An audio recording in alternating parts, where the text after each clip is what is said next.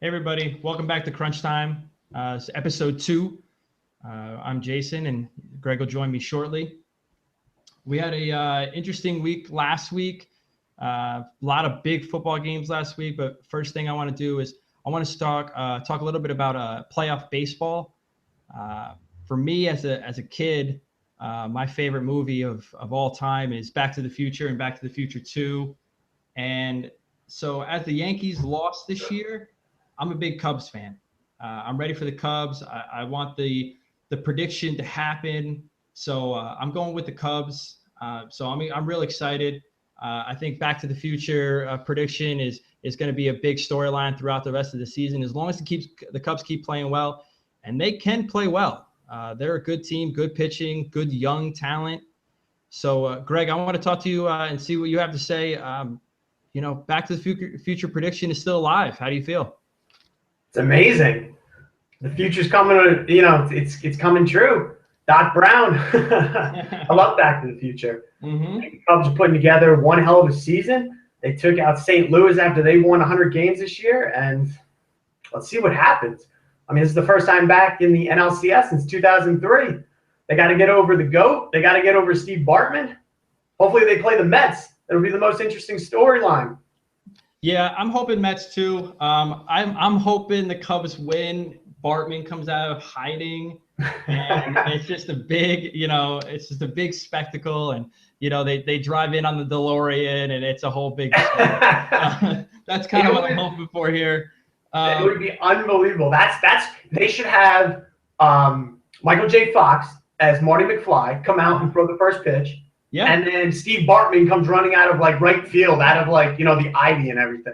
See, the place would erupt. See, now you can't have Bartman come out before they win. Well, that's true. If he loses, the guy's going to get murdered before he leaves the stadium. It's going to be it's going to be a disaster. But we got to talk about who they're going to face in the NLCS. It's looking between. It's going to be either the Mets or the Dodgers. Who do you think? You got Greinke and DeGrom tomorrow, 8:00. Who do you like? You know what? I'm going with DeGrom. I mean, he pitched a gem in Game 1. He's been the Mets' best pitcher. The second half of the season. I know he's going into LA. It's hostile territory, but I think he can do it. If the bats show up a little bit for the Mets, which they have. I mean, Cespedes and David Wright and Duda and David Murphy. I mean, they've all been playing really well. I mean, look what happened in Game 4. It's put all your chips on the big right-hander with the long hair and see what he can do. Hopefully, you can shake Greinke a little bit, and you pull out a big win. I'm looking forward to it. Tomorrow's going to be a fun time. I actually like the Dodgers. I like the Dodgers. I like Greinke. I know he's not a huge, big game picture, but it's the Mets. And I know it's not the same old Mets, and they're playing well, and they're playing good. But for me, it's the Mets. It's, something the other shoe always drops with the Mets. So, and you're sending out a guy, he's only pitched, one full year, and you're going to, your season's riding on him. And listen, DeGrom is the ace. DeGrom is the guy you want out there. But I'm just not sold. It's the Mets, I don't know. I like the Mets. I think if you had asked anybody back in spring training, how would you feel if you were playing a Game 5, chance to go to the NLCS? I think they would have taken that in a heartbeat. So every Met fan out there right now should be excited and ecstatic, and regardless of what happens tomorrow night. I think they should be happy with the season that they put together. But all the pressure is on the Dodgers right now. I mean, they're the $300 million team. Kershaw only got you one. Oh, yeah, I think I lost you there, Greg, for a little bit. Yeah, I agree. I agree with you that the pressure is on the Dodgers, but I don't, the bats, ever since they got Cespedes, I mean, the bats have definitely come alive. So I will agree with you there. But I just like Greinke. I just think that he has better stuff. Better stuff? I mean, not better. Not better. No way. I mean, if you're saying Kershaw stuff with Greinke better than DeGrom, no way. I don't mean it that way as far as pitching stuff. I mean, better stuff as like a career, as the guy's had multiple seasons of great ERA, Cy Young. I want to go with the veteran guy here. Nah, man. You got to go with the hot pitcher. Like I said, I mean, DeGrom pitched to Jem in game 1. He's been if not for Jake Arrieta with the Cubs, he was the best pitcher in the second half of the season. So I would definitely put all my chips in. He's definitely become the ace of that staff, even over Harvey and Syndergaard and everybody else. It's gonna be a fun night tomorrow. But like I said, I mean, this is playing with house money for the Mets, because nobody expected them to be here, especially not in Game 5, especially not playing to go into the NLCS. Here we go. Now, New York all the way. New York always beats the West Coast. So now, if you're going New York, let's look into the future a little bit. Let's go back to the future. Do you think the Mets have enough to beat the Cubs? I don't know. See, that's a different story, because the Cubs are a completely different team. They won 95 games this year. I mean, anywhere else except playing in that NL Central, they would have been the best team in baseball. And I think Arrieta's a bad man. He's a bad man, and there's so much young talent on Chicago right now, and the way they won 6-4 last night. The way Chris Bryant's swinging the bat, the way some of those young guns coming out to play, and then that whole mystique. I think something's really playing up in Chicago right now. People are back into baseball form. Root for the Cubs. Yeah, and Chicago's a great sports town. So for them to finally get a victory, I mean, how long has it been? 108 years? Yeah. Or something along those lines? 1908. Yeah. They've been to a World Series since 1945. Yeah, I mean, and they haven't been to the postseason since, I believe, 2003, 2008, I believe it was. Was it 2003 or 2008? I know 2003 was the last time they played in the NLCS. I don't know if they were in the playoffs prior to or after that. Yeah, because we'll have to look that up. Where's our stat guy? Yeah, they had a lot of bad seasons in between there. So tonight we have after the Blue Jays win, we have Astros and Royals. Who do you got in that game? I think we got to go with Kansas City. You got I think they had a lot of experience from last year. What was that? Johnny Cueto pitching tonight. Johnny Cueto. I know that was a big pickup for them, mid-season. But I think they're taking a lot of what they learned from the last year's playoff run, and they got down early in this series, but they've been able to battle back. And if you can make it to the 6th, 7th inning, you put in those pen guys, and they're kind of lights out. And Houston's another team that's playing with house money, because nobody expected them to be here either. So I think they're more than ecstatic to be in a Game 5. But I'm going with Kansas City. The fact that they got playoff experience from last year, they're playing at home. Johnny Cueto was on the mound. Kansas City reminds me a lot of Tampa Bay a couple of years ago. Sure. A lot of young guys. Yeah. But I never thought that I never once thought they were going to win the World Series. I thought. Hey, you know what? When you have all those number 1 draft picks, eventually those guys are going to turn into actual players. So it was in due time that they actually started making a run. The problem for them is going to be going forward. Are they going to be able to sign all those guys, keep those guys, or is this going to be a 2-3 year run? And if they don't win now, we won't see them for another 15 years. All right, so not to use my pun again, but let's go back to the future. And so you're picking the Royals. Let's say the Royals win, and they face the Blue Jays. Who do you got there? Oh, I didn't know we were doing this tonight. I didn't know we were going to be picking our World Series, our LCS and our World Series. I'm liking it. Putting it under the fire. Before our next show, these games are going to happen. So yeah, that's true. Look, the best team in baseball, in my opinion, the second half of the year has been Toronto. They've been lights out. I mean, they did it again tonight. Juan Bautista hit another bomb, to take the lead back in that game, and bringing in Tulowitzki and adding David Price. They're my team. They're my team from the AL, definitely because they can hit, and the run differential is always in their favor. I think they're number 1 right now in the run differential, especially since the All-Star break. So I'm going with Toronto to beat Kansas City, as long as Kansas City beats Houston tonight. Yeah, you know what? I like Toronto too, The only, and by the way, it's Jose Batista, not Juan Batista.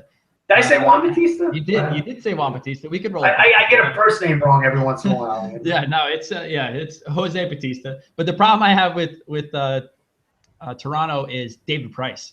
The guy just can't seem to win a big game. I don't know what his deal is. He didn't do it in Tampa Bay. He can't do it here. Every time they put him out there, he does not do well. I don't really understand it. Yeah, well, he's not playing the Yankees because I know the Yankees beat up on him. But sometimes in the playoffs, all you need to do is make it that that 5-6 innings, get a couple runs behind you. Because you shorten your bullpen. You bring in sometimes you're going to have guys going on short rest, and you're going to have other guys in the bullpen that normally may have been a 4th or 5th day starter. So you have different options. But like I said, I mean, I think it's just a different feeling right now up in Toronto. The crowd's behind them. The bats are flying. They came back. They were down 2-0 to Texas, and they were able to win 3 straight. So like I said, they were probably my favorite coming into the playoffs. So they're my pick, at least definitely coming out of the American League. Speaking of bats flying, if you didn't see Jose Batista's bat flip, I mean, you're missing something. Go look it up on YouTube. It's unbelievable. It's just you've been practicing that for next softball season? Yeah, for next softball season. I'm practicing my bat flip for all my singles I'm going to get. All right, so let's change gears. Let's get into some football. As much as I don't like to talk about this, Giants with a huge win Sunday night, and Eli coming, I mean, just having, one of those elite games that he has, like 441 and 3 touchdowns, just unbelievable night. Yeah. I mean, what was more impressive? He threw 76%, he completed 76% of his balls. That was the most important thing because, Eli's never been considered a very accurate thrower, but I think ever since, Ben McAdoo has come into, he only threw the ball, 35 times? What's up? He only threw the ball, 35 times? No. I don't know how many attempts he had, but he had over 40 completions. Yeah. I mean, it was an insane night for him. Like you said, 440 yards, 3 touchdowns. But I think their offense is suited for him. That West Coast, that that Green Bay style that McAdoo has been brought in. Where he's hitting a lot of underneath guys. He's putting the ball into playmakers' hands. I mean, Odell had another big game, another touchdown, another 7 catches for over 100 yards. And then the last second drive. I mean, it's his 32nd comeback win, all time, 27th in the 4th quarter. It's unbelievable what he's been able to do. Yeah, see now, I pulled it up. It's he was 41 for 54 with 441 and 3 touchdowns, 1 interception. And having a guy like Odell is huge for him because it's spreads the field. You can get to some of the other guys, and Odell's just been a monster this year. 121 and I believe 2 touchdowns or 1 touchdown. Let me see what he had. Yeah, I think he had 1 touchdown. Yeah, 1 touchdown, 121 and 1 touchdown. So now, I'm an Eli. I wouldn't say hater, but I have my mixed feelings about Eli. Sure. Do you consider Eli Manning an elite quarterback? No. There's only like 4 or 5 elite quarterbacks in the NFL, so I can't put Eli into that category. But I am damn proud that he's a quarterback for my team because there's a good 15 to 20 other teams that are still looking for a quarterback year in, year out. So I'm glad I've had him in my corner for 10 So you're saying years. top 10 then? Oh, he's definitely top 10. Come on, he's top 10.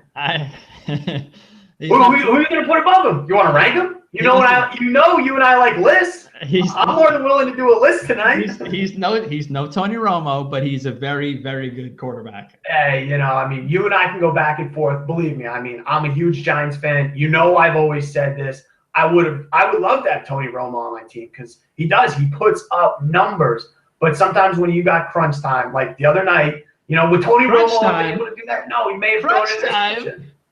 Huh? Come on, he leads the NFL in 4th quarter comebacks. Tony Romo. Who's that? Tony Romo. Yeah. Yeah, but you know what? I think you and I can talk about all the interceptions or the botched field goal snaps.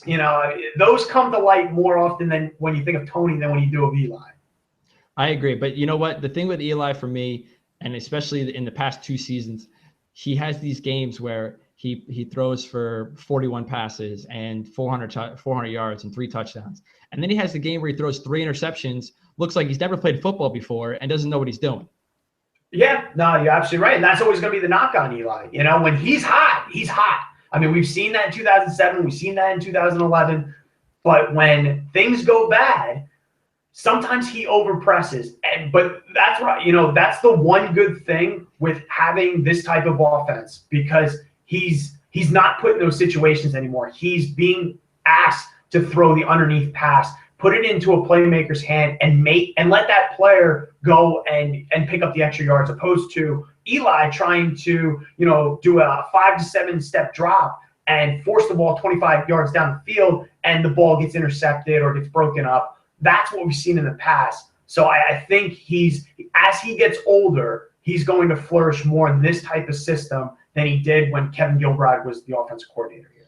Yeah, see, I don't doubt that, but my issue is, if in order to win games, is he going to have to throw the ball 50 times? Is he going to have to, you know, are they going to establish some sort of a run game? Is he going to, I mean, he threw the ball 50 times to beat the San Francisco 49ers, who looked like one of the worst teams in the league for the past 3 weeks.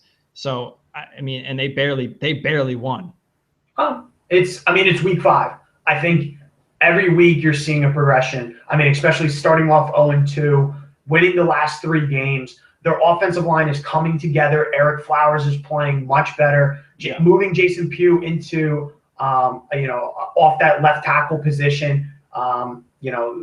They're coming together. And I don't know, in the new NFL, you need to establish a run game day in, game out. I think you need to have the ability to run the game or run the ball, but I don't know if you have to be such a dominant run offense that you used to be, you know, in years past. I think you can utilize players like a Shane Vereen and even Rashard Jennings. I mean, he catches the ball great out of the backfield. I mean, if you can get a 75 to 80 yard, you know, game from one of those guys with a couple catches and to be versatile, it'll change things up drastically. And I think that's what we're starting to see. Yeah, I mean, I agree with you. They're getting, as much as I hate agreeing with you, they're getting better each game, which I can say. And in that division, that's all you can ask for, because that division has just looked, it's so up and down. The Eagles look terrible one week, and then they're blowing people out. The Redskins had that game last week, and I don't know what happened.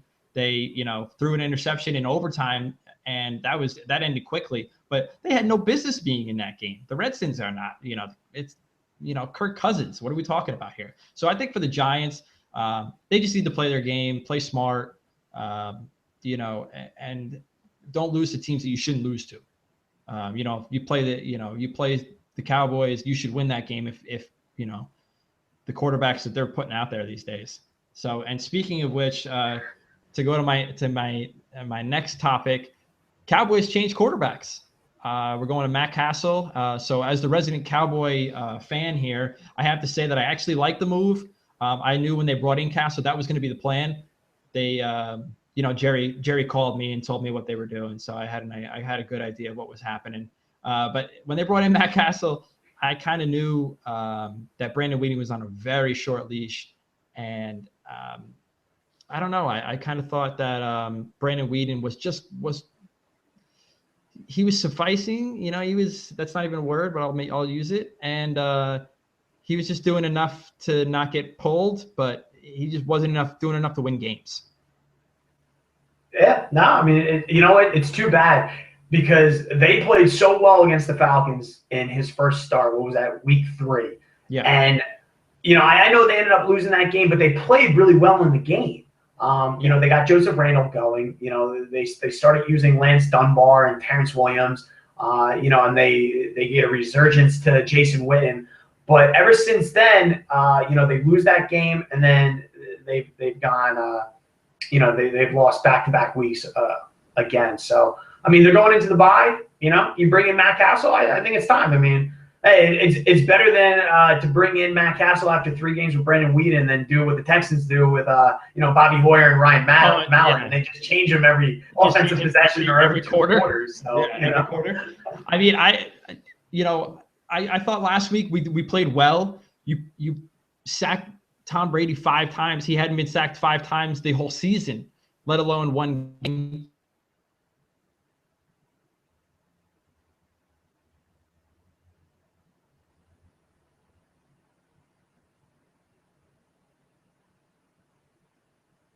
Did we lose Jay?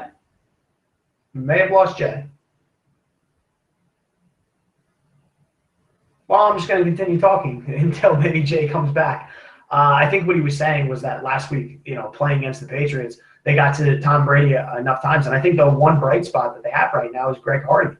As much as I don't want to say that because I have no good feelings towards that guy, and personal beliefs, I don't think he should be in the league. But until they change that rule, he's on the Cowboys. But he was able to get to Tom Brady last week. They just, the Patriots just have a better offense. They got to do something. They got to learn a couple of Julian Edelman. Otherwise, something crazy is going to happen over there. But what we were going to talk about, we were going to move into Monday night's game against the Eagles because that's going to be the the deciding factor in the NFC East right now. I mean, we have the Philadelphia Eagles at 2-3, and you got the New York Football Giants at 3-2. The winner of this, you take the Giants at 4-2, or you can move to 3-3. So.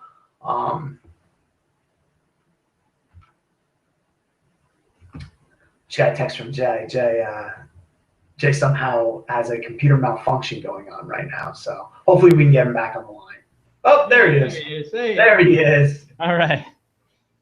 Sorry, Jay. We moved off the Cowboys because let's be honest, nobody likes the Cowboys. Okay. Except for most of America being America's team. Yes. But we're gonna move in. We're gonna talk a little bit about Monday night's game. Just a brief spot on the Giants and the Eagles because it's a big NFC East rivalry, and really the winner right now is going to take control of that division. I mean, the Giants win, they go 4-2 for the year, and they'll go up 2 games in the division. So, how do you feel about that? Because at least DeMarco Murray plays for the Eagles, so you can talk a little bit about the Cowboys. At least. Well, you know how much I love to talk about the Cowboys. So, I actually like the Eagles in this game, only because. They've been playing so well and they've been so hot lately, and they're starting to run the ball well, which I knew when they got to Marco Murray that they were going to be able to do once you figured out how he was going to run. You have to put him in a situation where he doesn't have to do a lot of jukes and a lot of back cuts and things like that. You need to open the field for him, and you can throw him the ball, which they weren't doing in the first couple of games. So I think they're going to start. The only problem I have with that is that Sam Bradford is Sam Bradford. He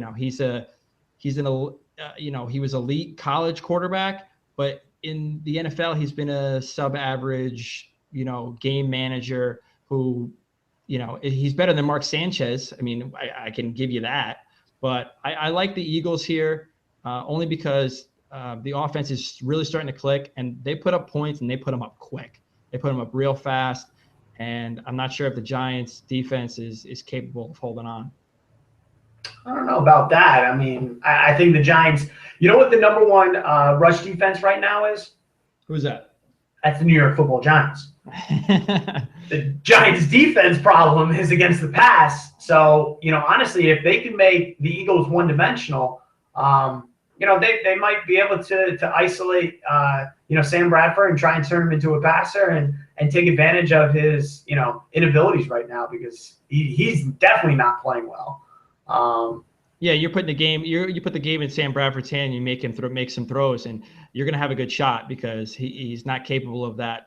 I mean, he is capable of that, but we haven't seen it. Yeah, and I wish we had a pass rush to be able to get after him because right now our front four just aren't doing it. I mean, if it wasn't for Spags, coming up with some crazy blitz schemes, we wouldn't be getting even close to the quarterback. So that's definitely one thing that we need to work on. But with the run game, they're playing really well. They're playing really well. So and that was if DeMarco Murray's going to hurt us, he's going to hurt us. But strength against strength. That was always the thing with the Giants is that they always got pressure on the quarterback. You had OC you had Strahan for years, OC, you always put pressure on the quarterback, and not having that seems a little strange because that's what made them so successful. I mean, yeah, you could say all you want that Eli Manning beat Tom Brady, but that defense beat him up for both those games. I think the game is going to be. I still like the Eagles, but I'm only because I don't want to see anybody run away with that division before Tony Romo gets back. That's a fan. That's a fan talking. What do you really think? What do you really think? You know what? Des Bryant may be coming back too. Supposedly his foot injury isn't as bad as they thought. Yeah, they're talking about him after the bye. So hey, that's 2 weeks, right? Yeah, Dallas has the bye this week, so if he comes back after that, he's going to turn Matt Castle into a Pro Bowl quarterback. Yeah, but that's the problem. Who's throwing him the ball? I mean, are you going to get, I mean, with him, you kind of just throw it up in the air and you see what happens. As the non-fan in me who wants to, like I said it before last week, this is Giants division. This is Giants division to lose. I don't think the Eagles, I don't think that the Eagles have enough to pull out big games against Dallas and play the Giants. But like I said, I still like the Eagles this weekend, but I still think it's the Giants division to lose. They have the best team going in right now. I guess we'll see. So next game I want to talk to you about is staying in the division a little bit. The Redskins are playing the New York Football Jets. So the Jets had a bye week this week.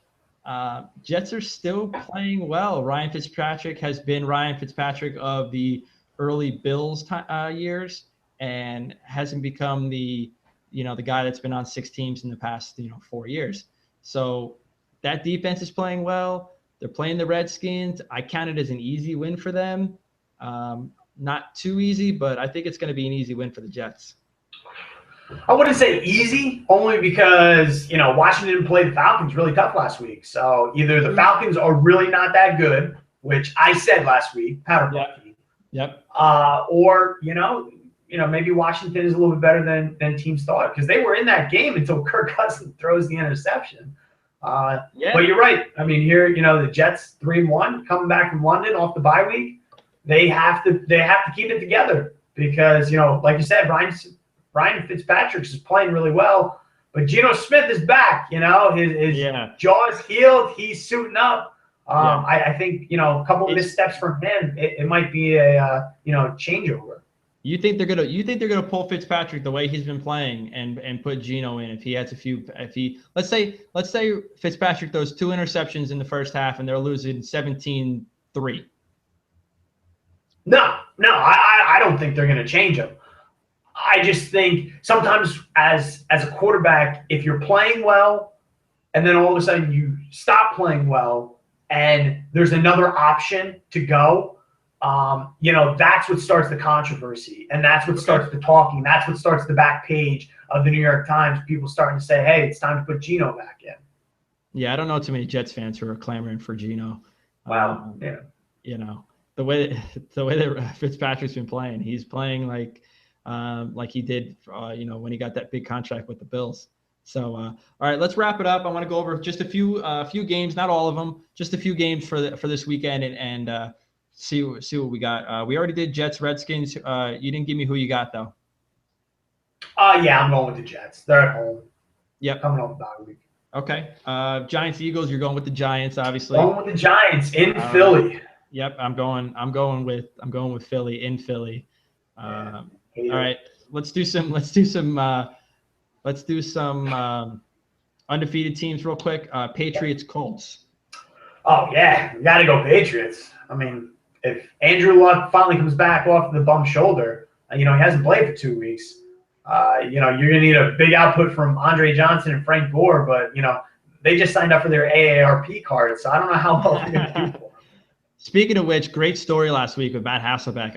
I was amazed at how well he played. And I mean, the guy was a vet, he's a veteran guy. He's been there before. He had so many great seasons with Seattle before anybody knew who Seattle was, because nobody knows who they were until they changed the uniforms. But that was a great story. I enjoyed watching that. Speaking of Seattle, they're playing the Panthers this week. Undefeated Panthers coming off a bye. How do you feel about that game? I don't know. I took Seattle last week. They were up 24-7 against the Bengals, and they lost it. So I'm going to stick with Seattle. I like them. I'm going with Seattle. All right. Well, we disagree again. I'm going to go with the Panthers. I said last week that they've got to come back and play well. They had that they had that great defense. They've got to come back and play well, but they just haven't showed me anything. Russell Wilson is being the quarterback that I always thought he was, who was a game manager, who would run around, couldn't beat you with his arm, and now they, without that great defense that they've always had, they look human again. So I like Carolina in that game. And then real quick, just give me your winners. Falcons, Saints. Falcons. Okay. Bengals, Bills. Bengals. Okay, so you're going undefeated with the Bengals again? Yeah. All right. And then Broncos, Browns. I took the Browns last week. At least I'm 99% sure I did. Yeah. I'll go back to the tape. We'll check it. But I guess I'm going with Peyton and the Broncos. Yeah, I got to go with the duck thrower, Peyton Manning. It just looks, he looks like a shell of himself. But hey, 5-0 is 5-0. Hey man, they got a great defense. Yeah, I agree. All right, well that wraps up episode 2. I hope everybody enjoyed it. I want to thank all the people that watched last week. So mom and dad, thank you for watching the show. I appreciate it. And until next week, have a good night, and we'll talk to you later.